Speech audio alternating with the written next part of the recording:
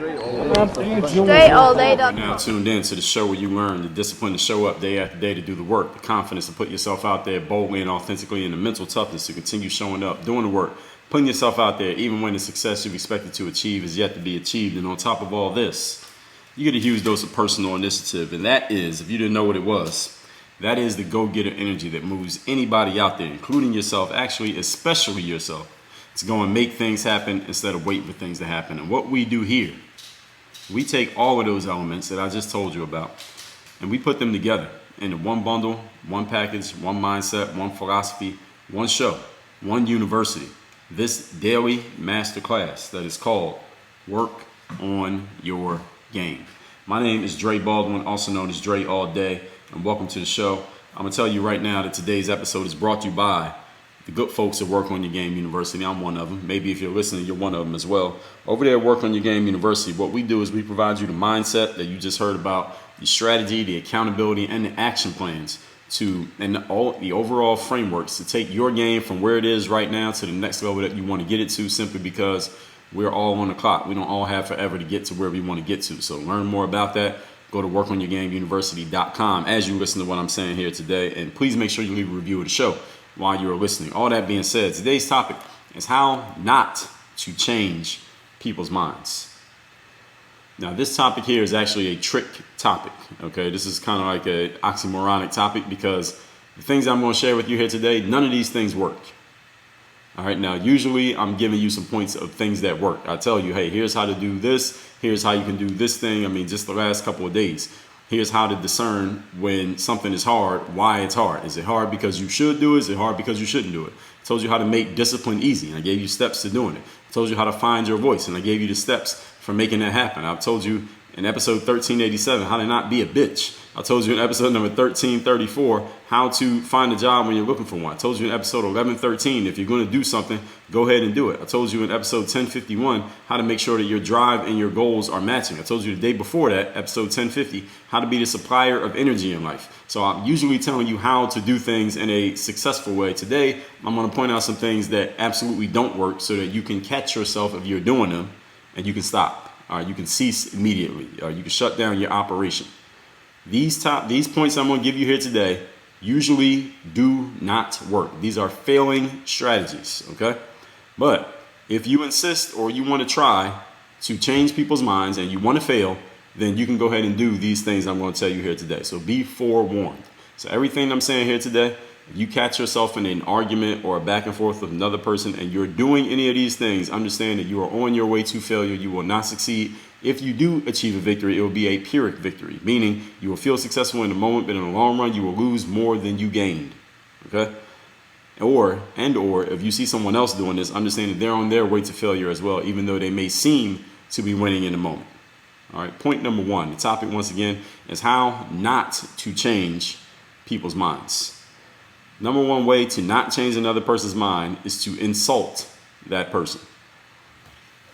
The worst way to try to change another person's mind, in other words, the worst way to get another person to think differently from how they have been thinking, is to tell them directly or in some indirect, snarky kind of way that their current mind is wrong. You want me to change my mind, don't tell me that the thought that I showed up with is just completely wrong and that I'm an idiot for having it. All right, that's not going to work. It might feel good, but it's not going to work. Now, there are certain areas of life where many human beings will be very open to hearing how they can be better, how they can do better, and where they may have some gaps. But there are certain areas where you have to be very, very careful in stepping on people's toes. And those areas are intellect, ideas, and thinking. All right, that's an area, all three of those clustered together, that's an area where no human being likes to be told that they are wrong. Nobody likes to be told or to have someone try to make them feel as if they are deficient or not as good as the person who is speaking to them. Nobody wants to be talked down to, as if they're not as smart as you, as if they don't have the right ideas according to you, or as if something about their thinking process is flawed. Something's wrong with just the way that they logically put things together. All right, no human being wants to. All right, you don't want to feel like that. Now, maybe it might feel good in the moment to try to make somebody else feel like that, but understand it's not going to serve you in the long run. It might feel good, but it won't be good for you, as I told you in the introduction to this show. Insults is not a good way to get your point across. If you come across a person who you really think is stupid, because you might say, well, Dre, what if somebody really is an idiot? What if they really do lack intellect? What if they don't have the right ideas? What if their ideas are flawed? What if their thinking process just doesn't make sense? It doesn't connect. It doesn't add up. And if I impart some of my wisdom to them, Dre, they would understand things. All I got to do is just explain this part, and this part, and they'll understand. I'll have them thinking the right way in about 5 minutes, but they're just too stupid to understand it. What should I do? Should I not say anything? Just let them be stupid? Let me tell you what to do. When you come across a stupid person, your skill shows not in giving them all of your knowledge and hoping that they take it on, which they probably won't, because listen, if they are actually really stupid, then they probably won't be able to understand what you're saying to them, because if they could, then they would have already had that idea. Doesn't that just make sense? But if you feel like you need to educate that person, your skill shows in educating them without making them feel as if they're uneducated. See, this is the skill that is required if you're talking to someone. Again, if you truly believe that this person's stupid, you truly believe that they're dumb, you truly believe that they lack intellect, you truly believe that they don't have the right thought processes, your skill shows not in giving them everything that you have, because again, if they were capable of just taking that all in and accepting it, then they would already have it.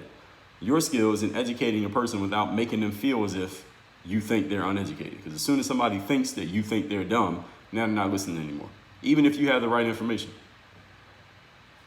Even though the person you're talking to may very well be very stupid, we all take offense to this form of attack. No one likes to be explicitly told that they don't know things most of the time.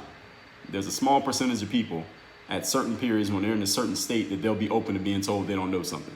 Most people, most of the time, don't want to be told that. Even though they don't know things, even though they need to know they don't know things, the skill is in slipping it in there so that they don't even understand that you're doing it. It's kind of like feeding medicine to a dog.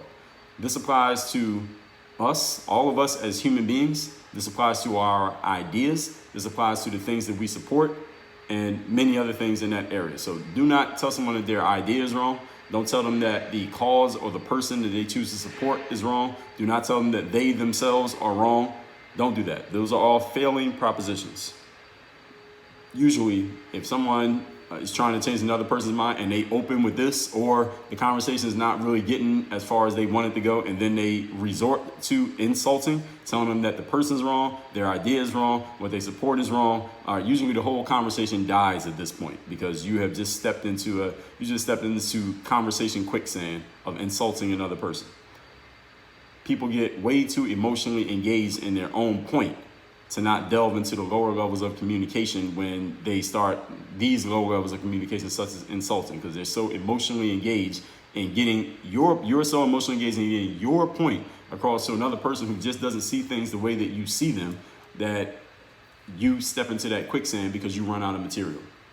All right, the more material you have, the more communication material you have, the higher your communication skill level, the less you will need to insult another person simply because you ran out of content in the conversation. And if you want to learn more about that, I would suggest you read the Leadership Bundle, which you can get at workonmygame.com/LB, stands for Leadership Bundle. That's 55 daily people skills, 25 conversation starters, and 25 reasons to quit worrying. And you can take my people skills course. As a matter of fact, that's an even better option. Actually, you should do both. The people skills course you can take inside of Work on Your Game University, which is at workonyourgameuniversity.com. Yes, we got all our courses are in the membership. So Bulletproof Mindset, ASAP Confidence, 30 Days of Confidence, People Skills, 30 Days of Discipline rather, People Skills, Toughen Up course, Unapologetic course, Sell Yourself course, Raise Your Value course. It's a whole lot of stuff we got in there. Again, that's at workonyourgameuniversity.com. So point number 2, the topic once again today is how not to change other people's minds. Second mistake that people make in trying to change another person's mind is in failing to steel man someone's point. Now, some of you may have heard of the steel man argument is the opposite of what some of you may have heard of, which is a straw man argument. A straw man argument is when you take some point that another person didn't even make and then you argue against it. So, for example, if I said something like, If somebody said, Dre, do you want a hamburger? And I said, no, I don't want a hamburger because I'm vegan, or I'm going with a plant-based diet. And you say, oh, so you think you're too good to eat meat. That's a straw man argument, because I didn't actually say that. I just said I don't eat hamburgers because I'm going with a plant-based diet. You started arguing something that I didn't even say. We call that a straw man argument. And if you want to see good examples of this, all you have to do is get on social media and just browse for maybe 2 to 3 minutes. I'm sure you will find plenty. A steel man argument, and this is S-T-E-E-L, like the metal, steel. Steel man argument is when you take another person's point, the person that you may be in a conversation with, the person whose mind you're trying to change, you take their point and then you argue their point better than they argue it. You basically explain their point to them on a level that they couldn't even explain it. This is what we call a steel man argument. And there's a reason why you never hear of steel man arguments, simply because so few people do them, because so few people are capable of doing it. Why are so few people capable of doing them? Because they're too emotionally engaged in getting their own point across that they don't even want to see, hear, or listen to what the other person is saying. So the straw man argument, and I'm just reading this from Wikipedia, is a form of argument and an informal fallacy of having the impression of refuting an argument. Meanwhile, the proper idea under discussion was not addressed or properly refuted. So it's basically like attacking a straw man. So it's like attacking a scarecrow that you see out in somebody's yard on a farm or something like that. Of course, it's not going to hit back. So you're hitting something that's not going to hit back. The steel man argument, again, this is from Wikipedia, is the exact opposite of the straw man argument. It's finding the best form of your opponent's argument to test opposing opinions. So any of you who in school, you were ever on a debate team, or if any of you who works in politics, or you may be a politician yourself, or you're on a politician's team, you probably learned or helped train the candidate that you work with or for on how to steel man your opponent's argument, even if you're just doing it in training. Hey, all right, Mr. Republican candidate, you're going against the Democratic candidate. Now, here are all the strongest points of the Democrats' position. You need to know what they are, so when they try to use them against you, you already know that they're coming and you have a counterattack to it. What you don't want to do is be preparing for your opponent with straw man practices, because now you're arguing against something that they didn't even actually say. There's no real strength to your arguments. So the strongest argument you can make is the steel man argument. When you take your opponent's point and you can argue it better than they can. You can explain them better than they can explain them. Now, most people never use steel man arguments, and this is the reason why many of you probably have never heard of a steel man argument, because most people aren't capable, because I just told you why. They're too emotionally engaged in their own point of view to see another person's point of view, i.e. they're not listening. If you cannot steel man another person's point, they may feel, you can swap out that may with will, they usually will feel that you don't see their point of view, and thus they will feel you are not listening to them. And this is where arguments actually stem from. When a person feels like they're just not being listened to, that they're just being talked at, not talked to, not talked with, not conversed with, they're just being talked at. You are just trying to bang home your point and not listening to anything the other person has to say. This is when arguments actually begin. And most of the time, the other person is right. Most of the time when arguments happen, because a person feels like they're not being listened to, they're right. They are not being listened to, because the other person, whoever they're arguing with, is just trying to get their point across and not really trying to listen to the other person's point. Because when you're really listening to another person's point, you can take the best points of their point and you can regurgitate it back to them. Most people can't do that. Now, again, if you've been on a debate team or took a debate class or anything that involves verbal confrontation where there was formal training, you learn how to do this. But this is a skill that's so few and far between. The people who have this skill are so few and far between, you wouldn't believe it. Actually, most of you probably never even considered this concept that I'm talking about here today, and that's the exact point that I'm making. If you can learn this skill, it would separate you from a lot of people on this planet, 99% of it. While when you get into a conversation with another person that turns contentious, it may turn into an argument. It may not even be true. Maybe you are listening to them, but you just don't agree with them. Understand something. It doesn't really matter what you think. If you're in a conversation with another person and they feel like you're not listening to them, does it matter that you actually are? No, it doesn't matter. It doesn't matter what you think. If you're talking to someone and they think you're not listening, Remember, you're trying to change their minds. They're not trying to change yours. If you're trying to change another person's mind and they feel like you're not listening to them, will you succeed in changing their mind? Probably not. No, I wouldn't sign up for that one. I wouldn't bet any money on a yes. You're probably not changing their mind if they don't feel like you're listening to where their mind is right now. You're trying to change it to something you don't even know where it is now because they feel like you're not listening. People have to know that you know what they're saying. And then and only then will they be open to hearing what you're saying. When you can help people understand that you are actually listening to them, then they can see that you see where they're coming from. They can see that you're listening. They can see that you understand them. And now at that point, they will be at least somewhat open to your influence. This applies to all human beings. Any human being will listen to you after they feel like you have listened to them. The person feels like you're not listening to them or not paying attention to them. Everything they're saying to you is going in one ear and out the other. Or how willing would they be to listen to you? They might hear you. They might pretend to listen to you, pretend to obey you, but as soon as they can get away from you, they will, because they know that you're not listening to them. You don't show people enough respect to listen to what they have to say, and steel manning their argument is the best respect you can give someone when they're making a point. If you can't show anyone that respect, why would they show you the same respect that you won't afford them? Rhetorical question, requires no answer. Then, once they know that you are listening, because you steel-manned their argument, their point, then you can artfully ask them to do the same thing for you and your point. Now, you listen to what they had to say. Now, they'll be willing to listen to what you have to say. It's the law of reciprocity. It works. Try it sometime. Point number 3. The topic here today is how not to change another person's mind. Trying to gang up on the other person. You're trying to change another person's mind, so you gang up on them by saying something like, you think X, but all of us think A.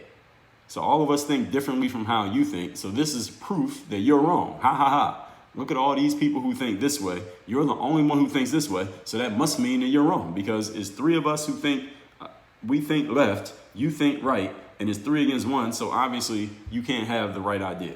I see people do this all the time, even though it's just a fallacy.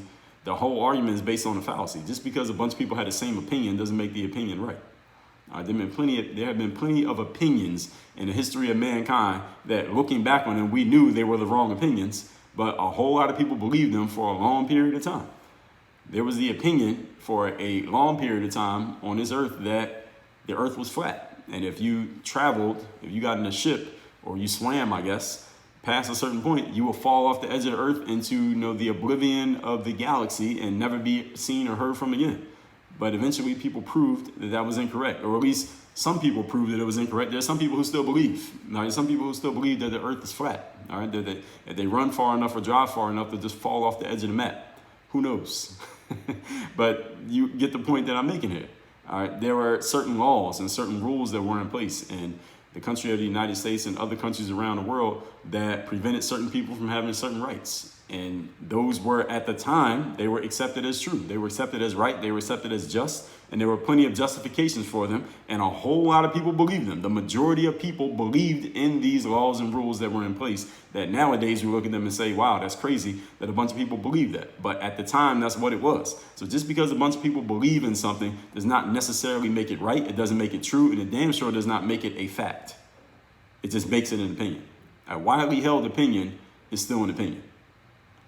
So trying to change another person's mind by telling them that a bunch of other people disagree with them does not make their mind any more wrong, and it doesn't make your mind any more right just because you got a bunch of people agree with you. What the people agree with you are all idiots.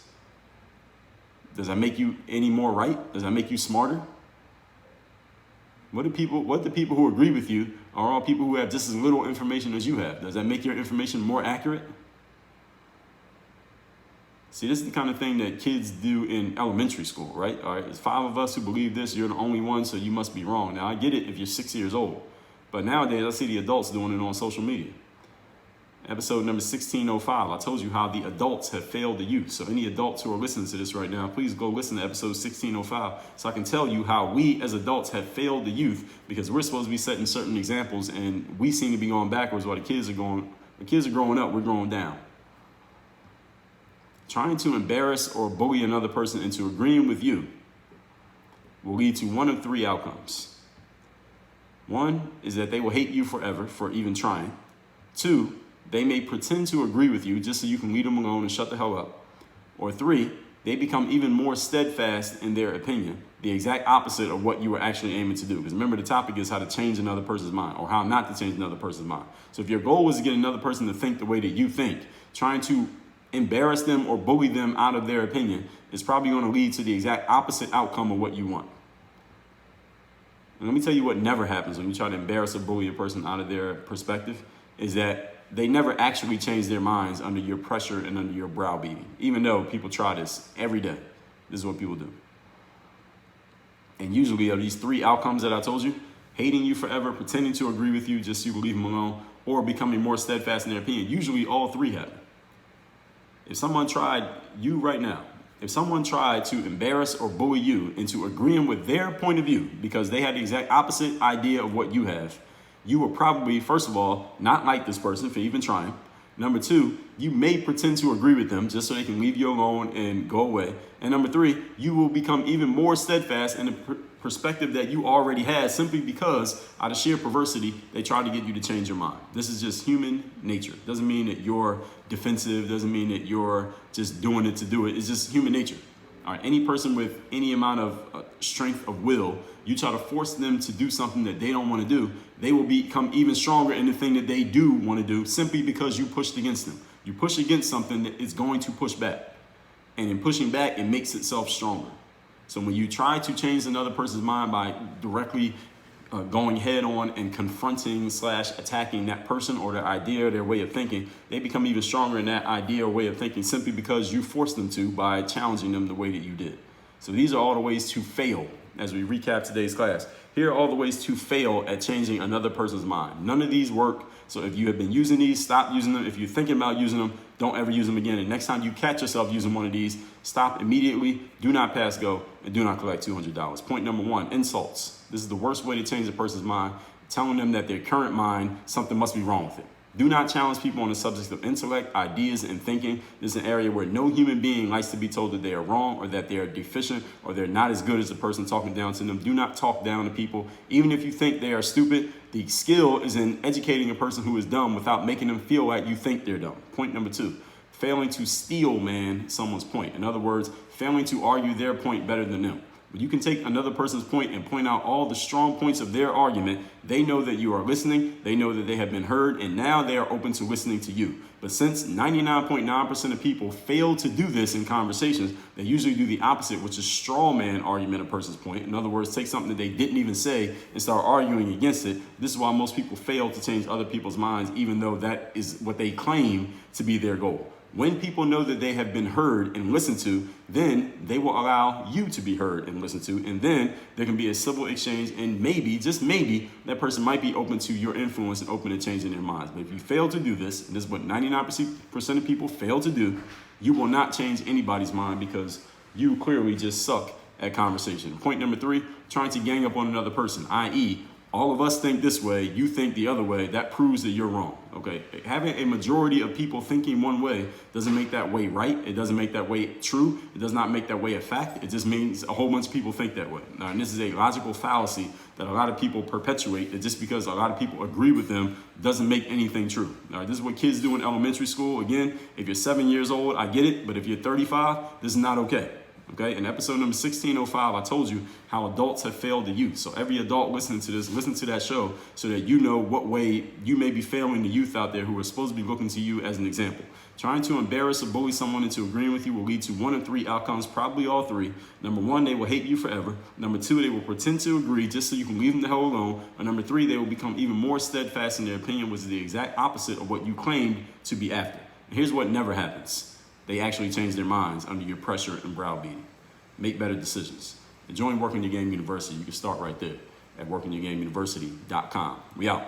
Dre all day.